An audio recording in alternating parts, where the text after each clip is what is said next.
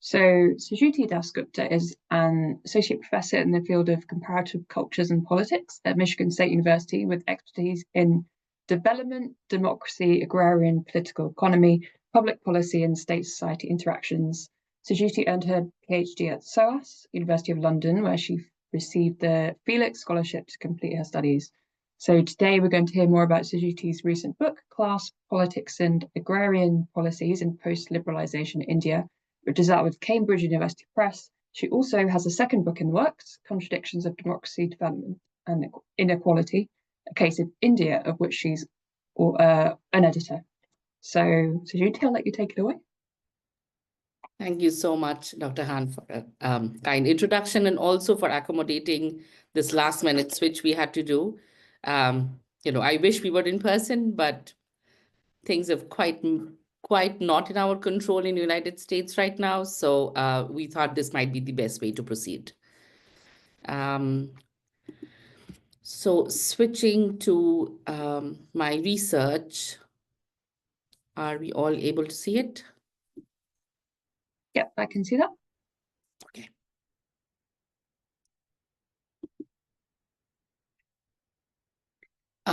So today what I would be presenting is, my doctoral thesis, which eventually has become a book, and it talks about class policies and agrarian policies. Where it all began, I would say that it first began when I started visiting rural sites in India. I am from Calcutta, very urban, very upper middle class upbringing. And I was studying in New Delhi. And when I started going to rural India for field work, for trips, out of my own interest, I started noticing that what we were reading in books, and there was a lot of literature about how Bharat was progressing in a certain way, and India, which is urban India, was progressing in a different way. But my visits were begging me to question what I was reading in New Delhi. So really, India has a population of 1.4 billion, of whom 58% are rural voters. So as a student of poli-sci, I would often think that, they're the biggest voting bank. They must be making a difference in elections. But then the results would say that, no, the policies are against agriculture and against the agrarian population. And it's promoting development in urban India. And I could never really fully understand how that was possible, given such a big chunk was voting from the rural setting. And as I would argue today, the answer is quite complicated. It is not just urban and rural. It is not just, there's no one simple way to explain India. Anybody who studies India would tell you it's a land of paradoxes. And we will talk about one such, complicated thing that emerges out of my research. Indians, it's widely known India's inequality has been growing since 2000. Does it affect agrarian India or not? And if it does, how does it affect it?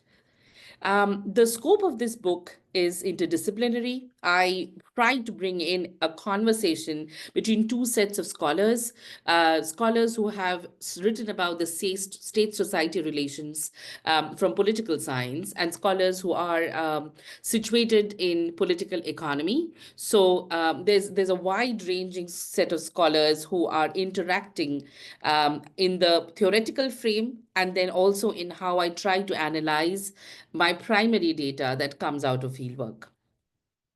So there are three levels at which we are seeking answers. I start from empirical finding. Like I say, there's primarily data that I collect across 150 respondents who I speak to. They're situated in 3 states in India. We'll shortly see where. And on the basis of these conversations, long interviews mostly, and a few focus group discussions, I then come to start asking about what do I now know about rural proprietary classes? And it is really empirically that I am trying to arrive at the question of, what constitute these classes and what does not, who are they, what are they doing, and what are the sources of their capital, and how are they growing their capital. And on the basis of those questions and answers, I then come to a much larger question about, on the basis of this, what do we know about the class-state relation? By class, I mean the proprietary classes, the proprietary class-state relation in post-liberalization India.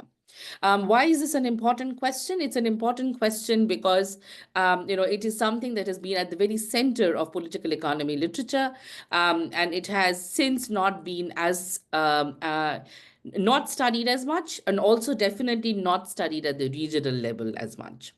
So the regionals, by regional level, I mean there are three states that I look into: Chhattisgarh marked in green, Gujarat marked in orange, and Karnataka marked in blue. Um, for those of us who work on India, Chhattisgarh is a relatively new state. It is only formed in 2000 out of a long-drawn indigenous movement that happens in that region. Gujarat and Karnataka relatively have been states for a longer period of time. But that state said the reason for choosing these three states was that all the three states at the time of my research, which is 2011 to 2013, when I'm doing the fieldwork, they have the same political party, BJP, which is currently the national party, which is in power in India.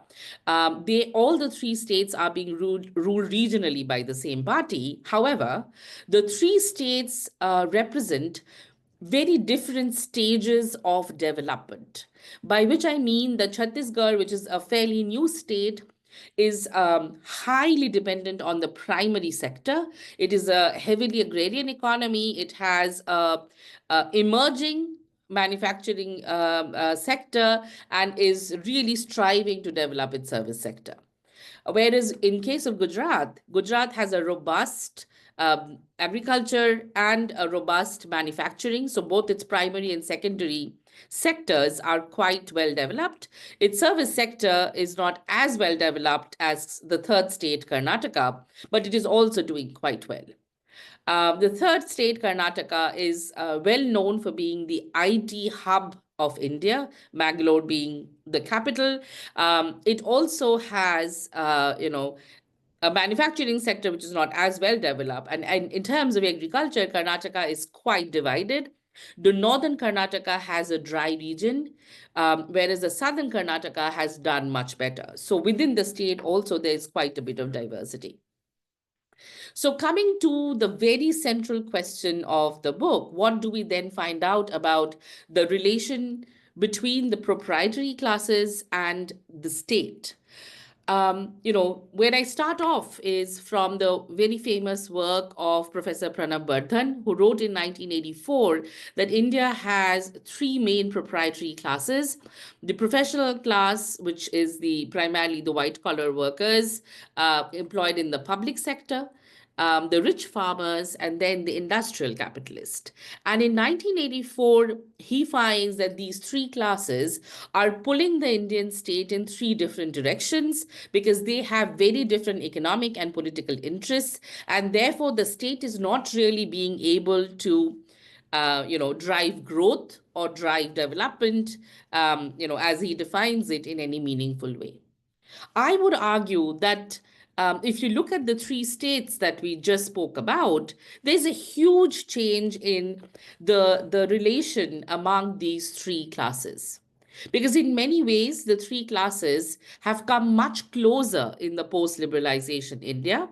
And not only have they come much closer, there are several overlapping interests that have emerged, and these overlapping interests are kind of making it much easier for the state to design policies and drive growth in a particular way, which many of us characterize as neoliberal. But I would say that this neoliberalism is not just something that is being driven by globalization. That neoliberalism is also being driven by this huge support from the existing proprietary classes who are in favor of this kind of policies and this kind of growth that India is moving forward on. I lean on an existing literature called political settlement. One of the main key scholars I use is Professor Mushtaq Khan. He talks about how for a state to be able to bring in changes, it needs the support of the main classes in play. And when the state does not have that support of the classes, or the classes are pulling the state in different directions, it is much harder for the state to be able to visualize and implement that kind of policy change. And I argue that actually there are certain parts of the agrarian proprietary class who make a comeback and re-enter the realm of political settlement, along with the other obvious classes like the industrial capitalist, who definitely are the biggest player, and the professionals who now have kind of changed their personality, but they are also playing their role. But the agrarian proprietary class makes a comeback, and now they're part of the political settlement, and that is how the state is able to design the kind of policies that they do. This is a picture from my fieldwork. This lotus is a symbol of the Bharatiya Janata Party, BJP. And I find it really in the beginning of my fieldwork in very interior parts of Chhattisgarh. And these are parts of Chhattisgarh which are infamously called the Naxal region, where people claim that there is no presence of state. But I was very amazed to see that there were several houses where you have the stamp of BJP, and you very much feel the presence of the state. So despite all of the mainstream media claiming that the state has is not able to penetrate these parts of Chhattisgarh, the ground reality is not quite what we are being reported and told.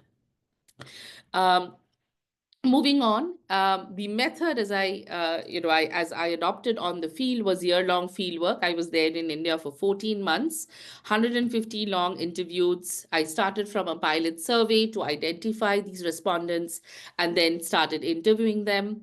I located myself in the 3 capitals. I stayed in Raipur, Bangalore, and Ahmedabad. Ahmedabad is not the capital, it's the biggest city of Gujarat, but it's about 40 minutes away from Gandhinagar, which is the capital.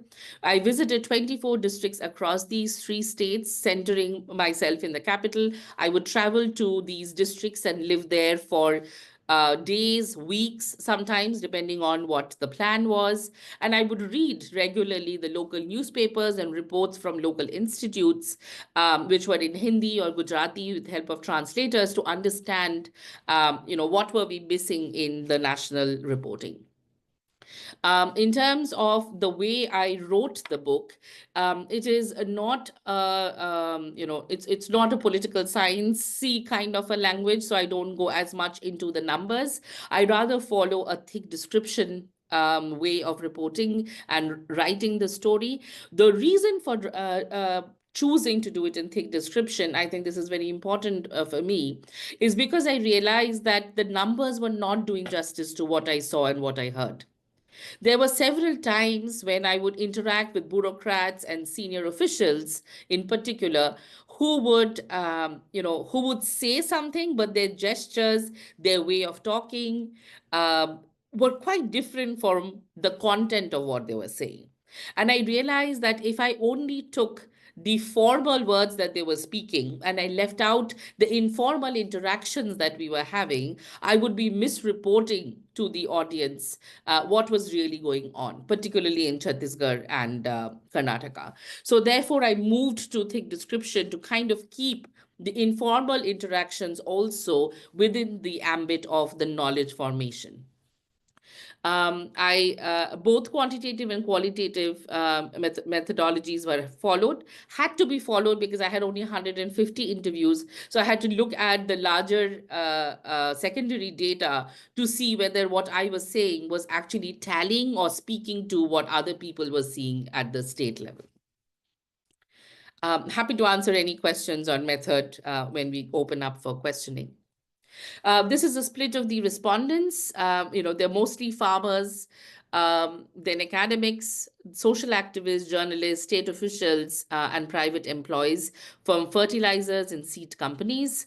When I say farmers, because I was interested in proprietary classes, my farmers were all middle and big farmers. I did not go and interview almost any small and marginal farmers, because that was not the question that I was chasing.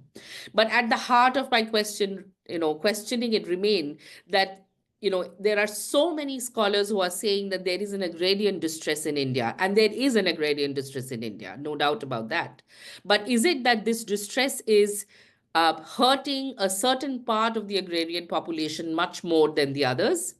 And it is these others that I was trying to find and question and understand, particularly in terms of their capital accumulation, to see if they were thriving or perishing in the period of study. Coming to the period of study, the timeline and why it is significant. The study starts from 2004 and goes up to 2014. So 2004 is the moment when the National Democratic Alliance, the lotus is their sign, they are defeated, and the United Progressive Alliance, the hand is their sign, they win a national victory. Now, why is this an important moment for Indian politics? It's an important moment, as a political scientist, I would argue, because there was so much focus on India Shining campaign.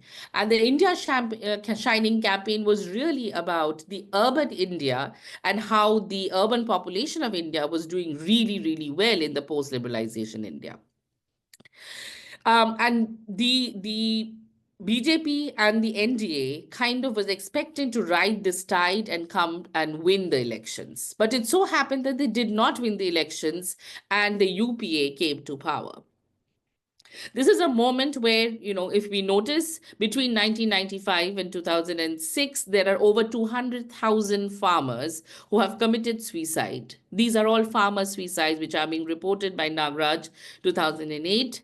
So definitely, the rural question is something that is very important to center.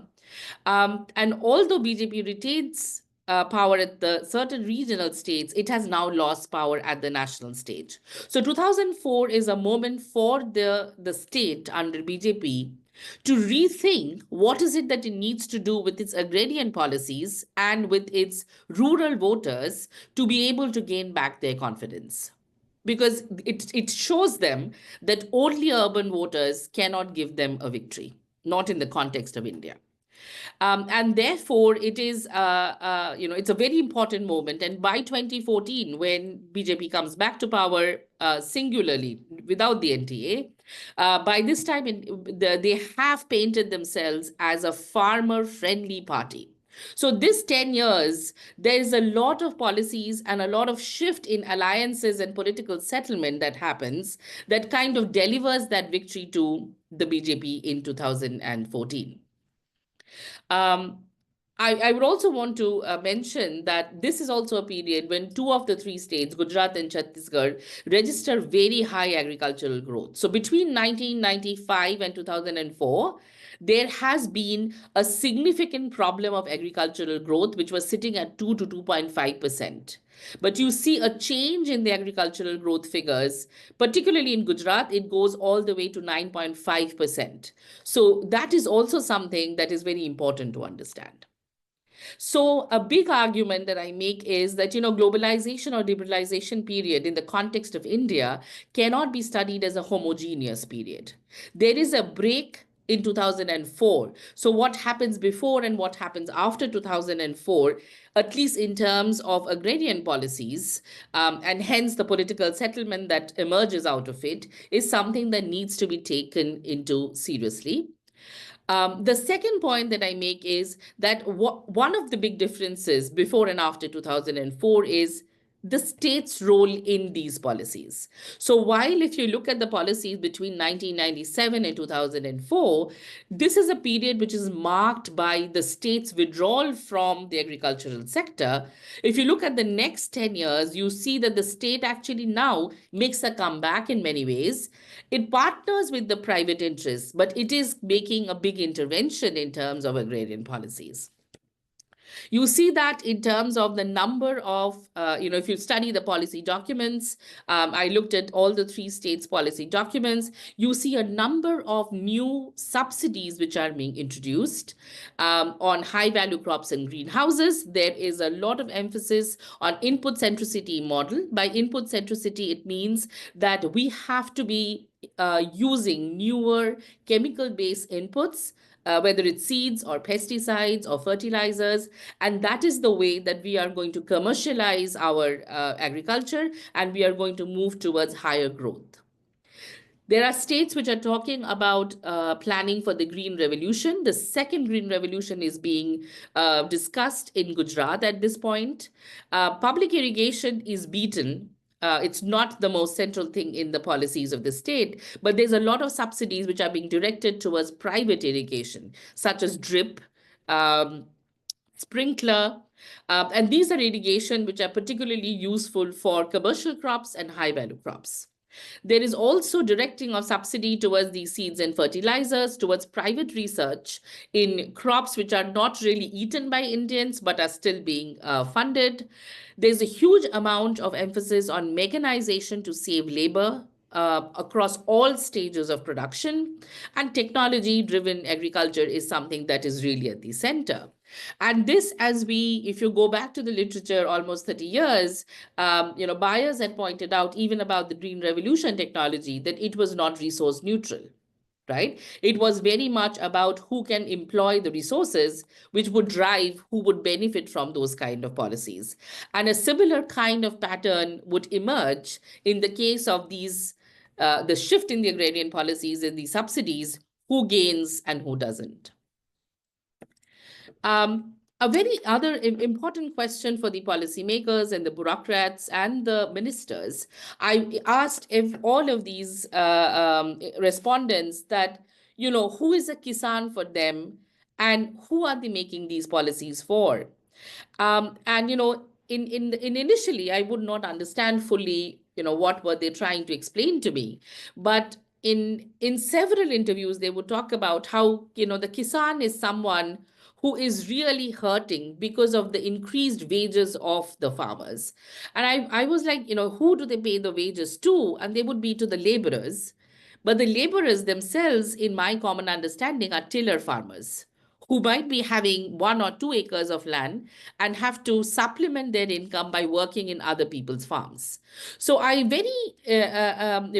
then there was another bureaucrat who told me, Sarkar ko kisan ka fikr hai, meaning that the government worries about the farmers. And then he said that it is the capable farmers who are going to be the people who will drive the agricultural growth of the state. And then, very quickly through these conversations, I realized that the policymakers, whether it's the bureaucrat or the minister, are making a distinction between those who are able to invest capital in agricultural production, and therefore they hire other people to work as laborers for them, and vis-a-vis those who work for other people, have little pieces of land and are tiller farmers. So when the policymakers are talking about the Kisan, they are talking about those who have larger pieces of land, who have a capacity to invest capital, and who are going to be the drivers of growth. And, with that kind of, I came to understand that there was a need to see how do policies affect agrarian population in terms of classes, and which agrarian classes influence these policies. So we needed to make a differentiated understanding of agrarian classes and castes who are now operating in India in the light of these policies, both as beneficiaries and as people who are influencing it. And the picture that emerges as a result of my 150 interviews is that not only are there classes within the agrarian population, those classes, in fact, also have fractions within them. If you take it from the Nichols-Polonza kind of lens, within these classes, there are multiple interests which are operating and who are behaving slightly differently from one another.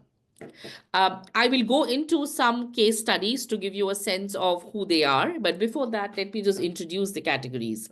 And these are all empirically based categories that emerge from the fieldwork. And then I come back and look at the literature and understand how to characterize the agrarian classes.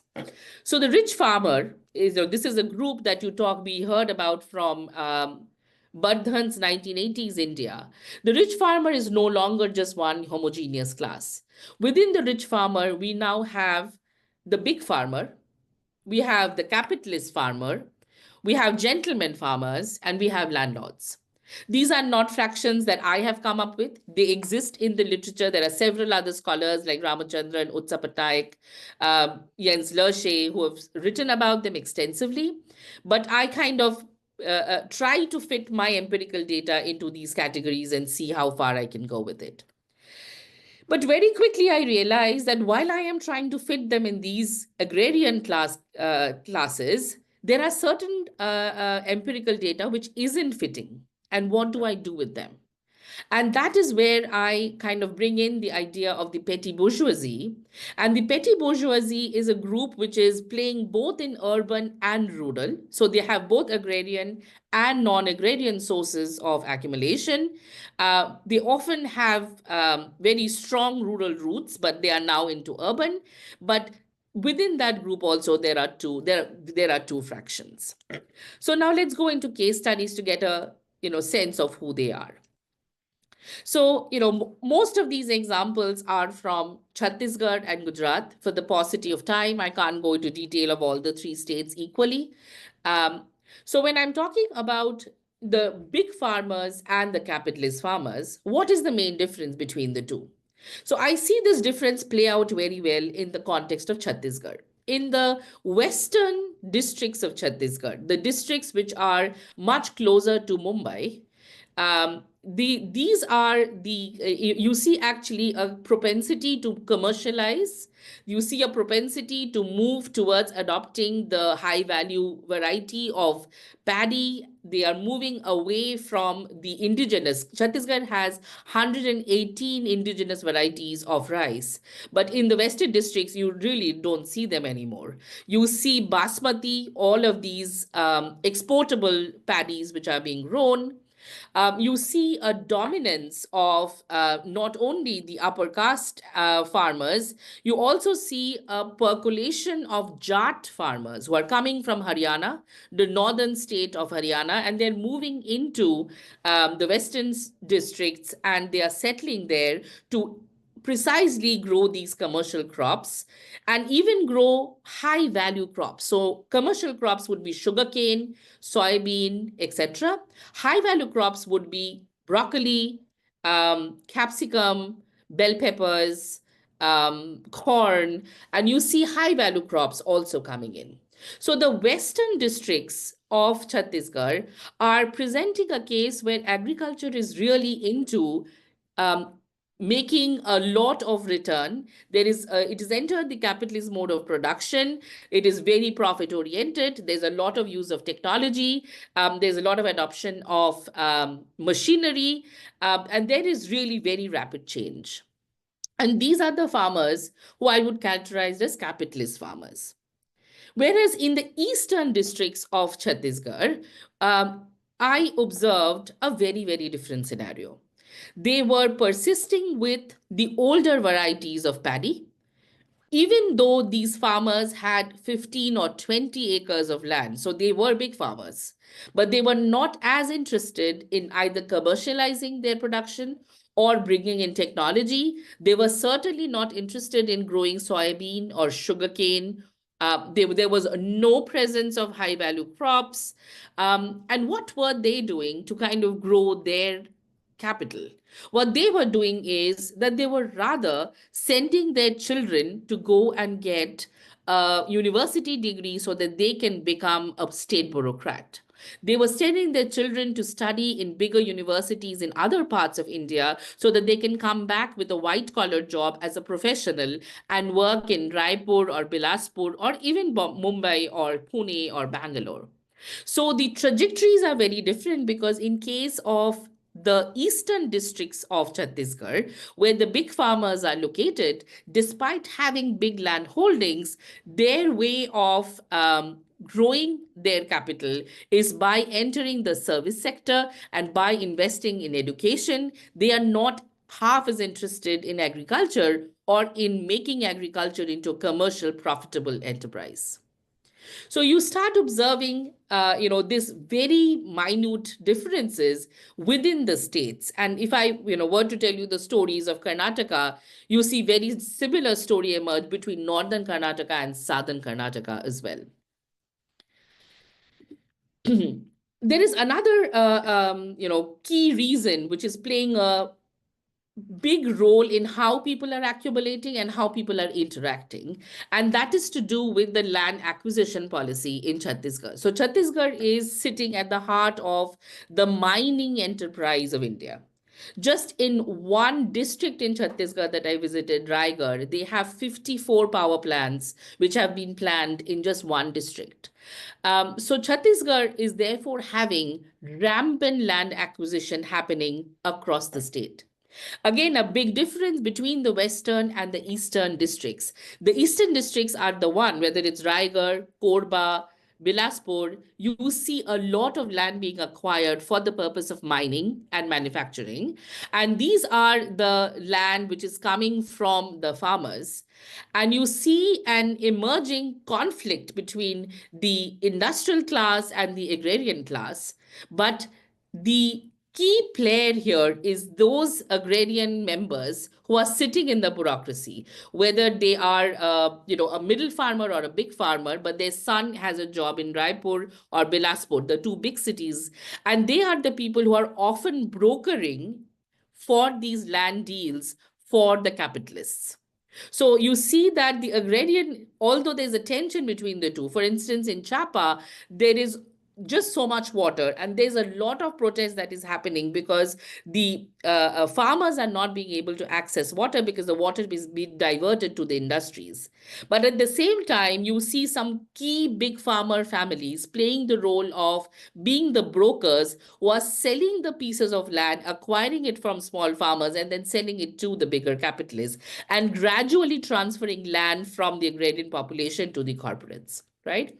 So you kind of see that there is this mixture of interest, both economic and political, that is emerging from the big farmers who are not directly benefiting from commercialization of production, but they are benefiting from these other channels from where they're accumulating. So in this scenario, like I just told you, that the big farmers or the middle farmers who are part of the professional class are acting as the people who are acquiring the land and transferring it to the capitalists. So what is happening to the people who are losing their land? So this is a case study that emerges from a western district, actually, in Chhattisgarh. She is a Satnami farmer who has lost her land and also her husband to a Haryana capitalist farmer. Now, she is someone who, her husband did not want to give up their piece of land. This is a Jat farmer who has come from Haryana. It is reported in an Open magazine article in 2009. And in that battle between her husband and the Jat farmers, the husband is actually murdered. But in the process, they acquired the land. They now have this huge gated nursery inside which they grow high value crops. And for the lack of any other job, the lack of the fact that she didn't know where to go with her children, she is now living within that gated farm and works as a bonded labor for that Jat farmer. Why does she work as a bonded labor? Because A, she's not allowed to go outside the farm.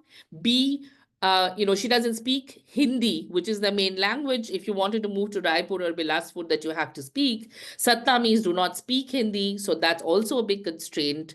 And this is her only skill set, so she has stayed back, and now she works within that farm as a bonded labor.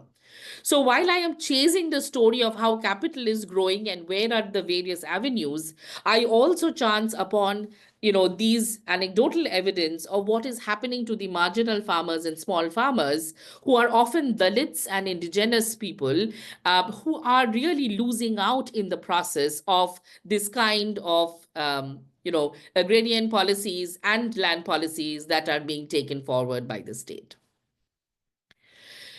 The other channel, very interestingly, of accumulation is the political channel.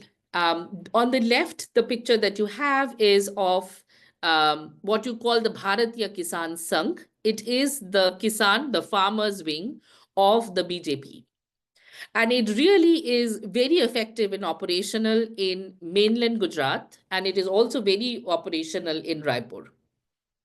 So I met several of the leaders from both the states who work for the BKS or who work with the BKS. And in both cases, I saw that they had a very close and working relationship with the state government. So in Durg, there was a farmer who first I met him in a senior bureaucrat's office when I was waiting for an interview. Then I met him in the opposition minister's office. And then eventually I even met him in the minister's office. So he was clearly an extremely well-connected farmer who had his close connection with the policy makers and who was able to get what was needed from those policymakers. In the context of Gujarat, where I met a bunch of farmers who on that particular day were actually protesting, I asked them, what is it that they were protesting about? And they told me that they were there because they come from a district which has been called the dark zone in Gujarat, and the dark zone means that the water table is so low that they have been stopped from drilling any further tube wells in their farms. They had come to Gandhinagar to protest because they wanted the permission to dig more tube wells. Their agricultural production was hurting, and they were like, this is not viable for us. And I made an argument with them for the sake of argument that, this is not good for your region. Your water table is falling. If you dig further wells, then it is going to be even more harmful for the people. So they were like, I understand, but, we need to survive. So we need the permission. So we basically need the government to take away the ceiling that they have put, that no more than so many pumps per region. And I was like, why would the government say yes to this? And they were like, there is a local election that's coming up, and we are basically banking on before that election happens, they will take away the ban. And sure enough, they were absolutely correct. In a matter of 2 weeks, the local newspaper reported that the ban has been lifted and farmers were allowed to dig as many tube wells as they wanted to. And, I realized that, again, the working of the state and the agrarian classes was not completely lost in this globalization India. At the level of the regional state, there were very much operations that were still happening, and these were helping accumulation by the big farmers and the capitalist farmers who had these political connections with the state officials. If we were to compare Gujarat with Chhattisgarh, I would say that in many ways, Gujarat is ahead of Chhattisgarh in terms of diversification to non-agrarian sources. It is also ahead in terms of accumulation. Gujarat has many other avenues of diversification, whether it is trading in fertilizers, whether it is shops which sell tractors and haulers, etc., whether it is, various other avenues like opening a shop to sell clothes. Gujarat has really diversified, and you can see how the agrarian capital is doing all these other things in the non-agrarian sectors. Gujarat is also very important to understand because you see a lot of non-agrarian capital moving back into agriculture.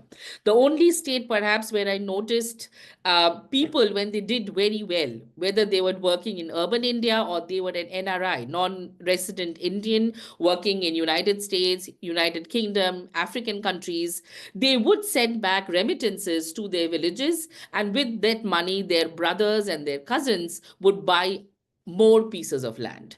So you actually see in Gujarat a land consolidation that is happening, which is not the case in Chhattisgarh or Karnataka, where once people leave agriculture and move out, they just move out. They don't look back at agriculture as a place to invest or spend money in.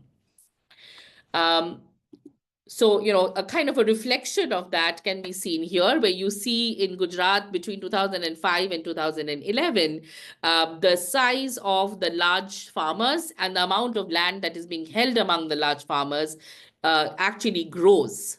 This is not the trend in any other state in India for this period. That also kind of shows that the consolidation of land and the fact that agriculture is a profitable business, so land is something that people want to own and want to invest in, is something that is very observable in the context of Gujarat. Coming to the other, how are we doing with time? Okay. So coming to the other problem that I had mentioned earlier, while I was studying the empirical cases of accumulation, movement of capital, how is the capital growing, again and again and again, I saw case studies where the agrarian and the non-agrarian could not be separated. Right? So if you take the last case that I described, that somebody has a brother who works in where I am sitting in Michigan, and they are sending remittance money back to Gujarat. And then with that money, they are buying a piece of land in a village in Gujarat. That is non-agrarian to agrarian. And then, if you think about the farmer in Chapa who has invested his son, and they are now, in a big way coming into professional classes, and they're employed in the bureaucracy, and they are part of the professional class of the state, particularly so after Chhattisgarh becomes a state in 2000, there is a lot of reservation that is being given to the other backward classes. And so the OBCs really are now entering the bureaucracy in a big way. So I saw so much interchange and exchange of opportunities and capital and accumulation between the agrarian and the non-agrarian sector that I realized that only classifying all my respondents as agrarian classes was not fair. And therefore, I moved to I brought in the category of petty bourgeoisie to kind of talk about those who were dipping their fingers in both agrarian and non-agrarian pies to kind of maximize the opportunity to grow their capital. Right? To give you an example, this gentleman whose picture is here, and that's me 14 years ago. He is someone who is a trader. He takes the vegetables from Korba and he sells it in the nearby market, which is almost 2 hours away from the village. But how does he know all these farmers with whom he's trading? He knows them because he's the banking official. It is his job to retrieve the loan amount that the banks give these farmers. So he has been coming into these villages to retrieve the loan for the bank. And by doing so, he has built this big network of connections. And now he is also the trader who collects their crops and takes it to the market and sells it. So I would say there's no neat way to, fit him into one category because he is very much a trader. He comes from a village, one of these villages, but he's also a professional class because he stays in Raipur and he has all these connections in the city. Similarly, there were members in the state bureaucracy who were, very big farmers and middle farmers. But like I told you, they were big key players as land brokers who were actually brokering the land, buying it from small and marginal farmers and selling it to the bigger capitalists. So when you start seeing these instances, the third example is a minister who had a stone quarry. So he's a minister, he has a lot of political clout, but he also owns a stone quarry, which is the main source of his accumulation. So there were no neat ways to kind of fit in these respondents. And therefore, I thought perhaps petty bourgeois is a way to kind of talk about them. And therefore, coming back to this differential effects of agrarian classes, when you think about the policies, whether you think about the agrarian policy or you think about the land acquisition policy, you think about the way the mining policy is operating, you actually see all of these policies affecting people very, very differently and actually in the process transforming them from something to something else. Like the big farmer whose son is now a professional class, the capitalist farmer who now also has a big trade shop in the city, the NRI who has now land in the in the village. So you kind of see this extremely transformative moment where classes are not static. Classes are not what they were in the 1980s. They are looking for opportunities. They are investing in various productive sectors, and they are growing in many ways. The other thing that makes agriculture in India extremely attractive for the farmers is the fact that agriculture is something that is a non-taxable income. So if you have an agricultural income, if I were to go back tomorrow and open a farmhouse and start growing broccoli, that is an income on which the government of India would not be taxing me. And this has also actually triggered a whole new set of players to come back into agriculture or make an entry into agriculture. In the book, I characterize them as gentlemen farmers, but that's not the best way to characterize them. I will tell you shortly why. But the non-taxation of all farmers and all agrarian income has been an attractive proposition for the non-agrarian capital to come back to agriculture. And who all have come back to agriculture? To the right, if you know who they are the richest people of India, the Ambanis, and they have these huge mangroves, huge farmhouses now, which they call agricultural income sources, and therefore all of that income now is non-taxed. And on the left, we have a farmer who has lost all of his land. He used to also have a huge grazing herd, but because the common land of Gujarat has been systematically being given up to the manufacturing sector, he has also lost access to that common piece of land. So his herd is now nowhere to go. So he has sold off the herd, and now he's a migrant labor in the city of Ahmedabad. So in terms of, if you want to understand the impact of agrarian policies, all of these people are part of that agrarian population because technically they all have agricultural income. And when I talk about high value crops, these are the new trends in India's agriculture, but these new entrants have brought in people like me, the NRI who's sitting in Michigan, who are also investing in agriculture, and they're making really profitable, profitable enterprises out of agriculture, but they have nothing common with this gentleman to the left who has lost his everything and has also been displaced in the process. So, to kind of end this presentation, I would argue that the inequality that is, that we see hurting India from 2000 onwards is an inequality that is not only within the rural and the urban, even within the agrarian population, there's a growing inequality where perhaps the big farmers and the capitalist farmers and some of the landlords, they have made disproportionate gains during this period post 2004. And this has been made possible because of the agrarian policies, which have given them more subsidy, more opportunities, more push towards commercial crops, more subsidies for irrigation, etc.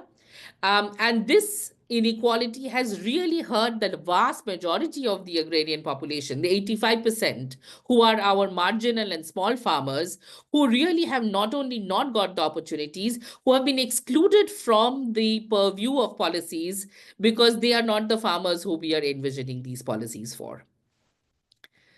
And therefore, I would end with the slide that I showed you right in the beginning, that this kind of shift in policies in India has really been made possible because of this growing nexus between the proprietary classes who have increasingly had an overlap of interest, who are looking for opportunities, whether it's in real estate or in trading or in buying land as brokers or in, you name it. And this has brought the interest of these classes much, much closer, and therefore left the rest of the working class and the informal economy workers really on their own to politically manage their demands and also economically take care of themselves. And that is really how the Indian state has also managed to take these very bold steps in terms of policy changes, in terms of policy prescriptions, and taking India in a particular very deeply neoliberal way of operating. Yeah, with that, I think my presentation ends. Thank you so much for all of your patience. I really appreciate you.